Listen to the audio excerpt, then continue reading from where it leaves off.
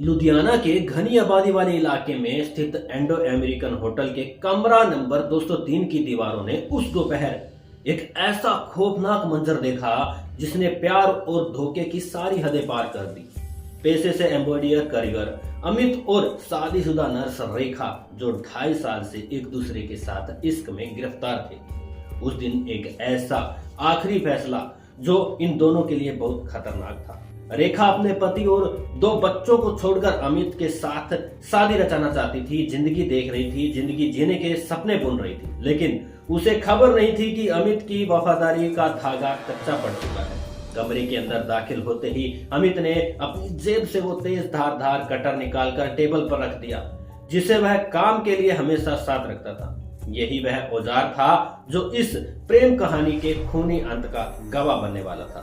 जैसे ही दोनों के बीच में शारीरिक संबंध और माहौल शांत हुआ, अमित ने एक ऐसा बम फोड़ा जिसने रेखा की दुनिया उजाड़ दी। उसने ठंडे स्वर में कहा कि उसके परिवार वालों ने उसकी सगाई कहीं और पक्की कर दी है और अब वह उससे शादी करना जा रहा है और तुमसे शादी नहीं कर सकता। यह सुनकर रेखा के भीतर का प्यार पल भर में प्रतिशोध की ज्वाला में बदल गया। उसने आव देखा न ताव मेज पर रखा वही कटर उठाया और सीधे अमित के गुप्तांग पर वार कर दिया।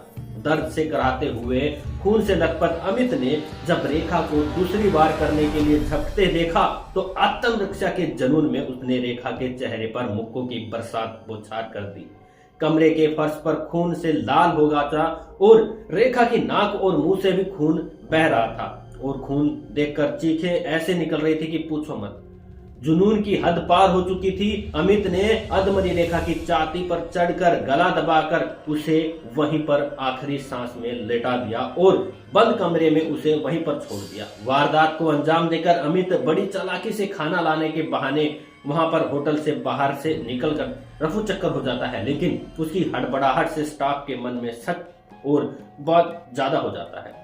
जब वे काफी देर तक देखते हैं कि वो नहीं आया तो कमरे की मास्टर चाबी के साथ दरवाजा खोलते हैं और जब होटल वाले देखते हैं कि भाई जमीन के ऊपर रेखा की निर्वस्त्र लहूलुहान लाश पड़ी है तो वो पुलिस को फोन करते हैं। पुलिस ने सीसीटीवी और फोरेंसिक सबूतों के कड़ी नजर रखते हुए ये देखा कि 2 प्यार करने वाले जब बेवफाई पे आते हैं तो वहां पर रोंगटे खड़े कर देना मंजर सामने आ जाता है।